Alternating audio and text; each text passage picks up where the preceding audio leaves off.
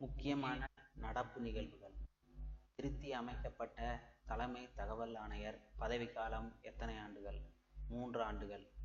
எப்போது திருத்தி அமைச்சாங்க? 2019ஆம் வருடம். கியார் புயல் தாக்கிய மாநிலங்கள் மகாராஷ்டிரா, கர்நாடகா, குஜராத். ஸ்காட்ச் என்ற நிறுவனத்தால் நற்சான்று பெற்ற தமிழக அரசின் துறை எது? வேளாண்மை துறை. விவசாயிகள் தங்கள் பண்ணைகளில் விளையும் பொருட்களை விற்பதற்காக தொடங்கப்பட்ட தமிழக அரசின் இணையதளம் இ-தோட்டம். தமிழக போக்குவரத்து துறையை சீரமைக்க உதவும் நாடு Germany.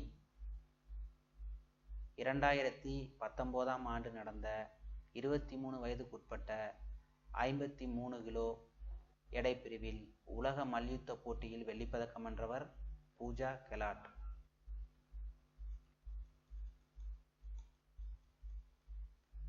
திரைப்படத்துறையின் icon of golden jubilee விருது பெற்ற நடிகர் ரஜினிகாந்த். கோவாவில் நடைபெற்ற 50வது திரைப்பட விழாவில் இந்த விருதை ரஜினிகாந்த் பெற்றார்.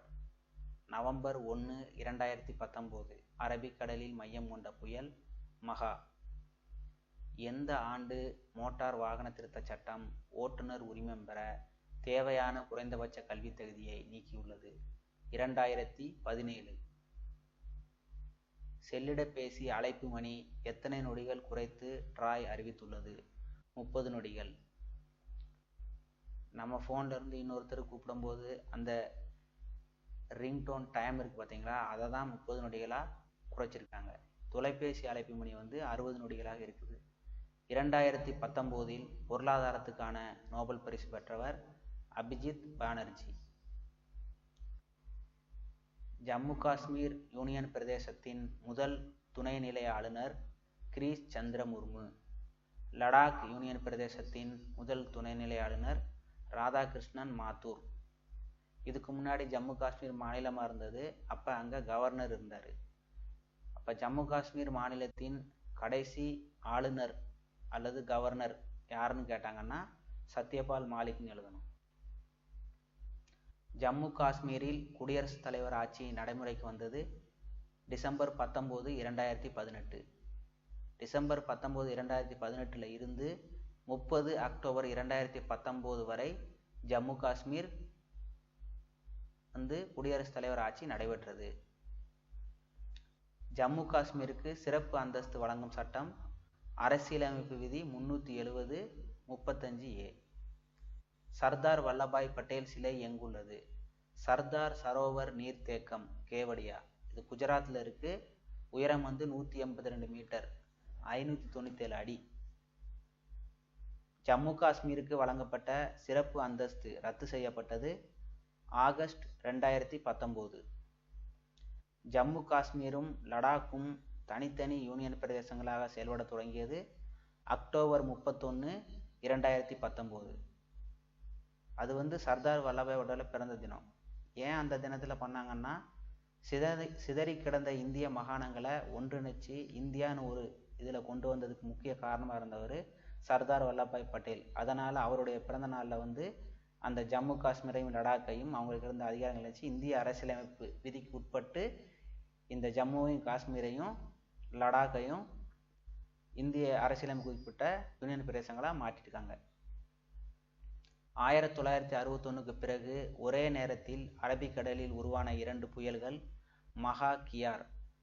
2019 இந்த 2 புயல்களும் அரபிக்கடலில் உருவானது. உலக இளையோர் செஸ் சாம்பியன்ஷிப் போட்டியில் தங்கம் வென்றவர் யார்? பிரக்ஞானந்தா. 2019.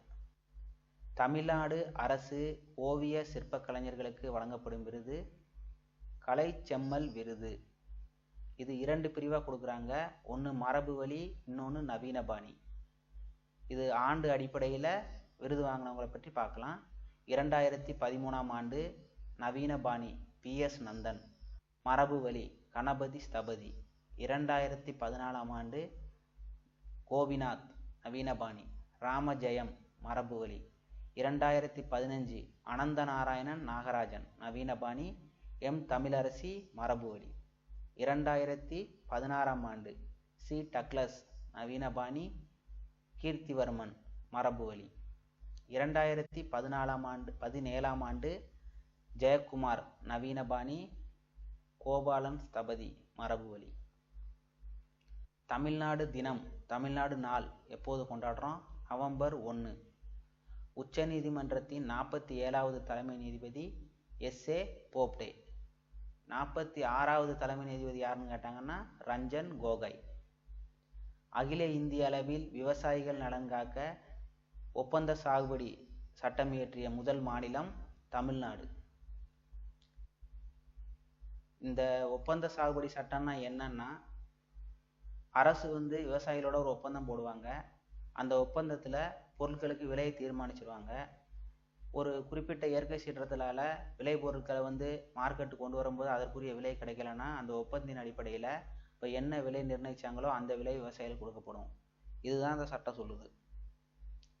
தமிழ் வளர்ச்சிக்காக சிறந்த கணினி மென்பொருள் உருவாக்கும் தனி நபர் அல்லது நிறுவனத்திற்கு தமிழக அரசால் வழங்கப்படும் விருது முதலமைச்சர் கணினி தமிழ் விருது. உலக திருக்குறள் மைய நிறுவனர் யார்? ஆறுமுகம் பரசுராமன். 2019 கத்தார் தலைநகர் தோஹாவில் நடைபெற்ற ஆசிய துப்பாக்கிச் சுடுதல் ஆடவர் 10 மீட்டர் ஏர் ரைஃபிள் பிரிவில் வெண்கலப் பதக்கம் வென்றவர் யார்? தீபக் குமார். 2019 ஆசிய துப்பாக்கிச் சுடுதல் மகளிர் 10 மீட்டர் ஏர் பிஸ்டல் பிரிவில் தங்கம் வென்றவர் மனு பாக்கர்.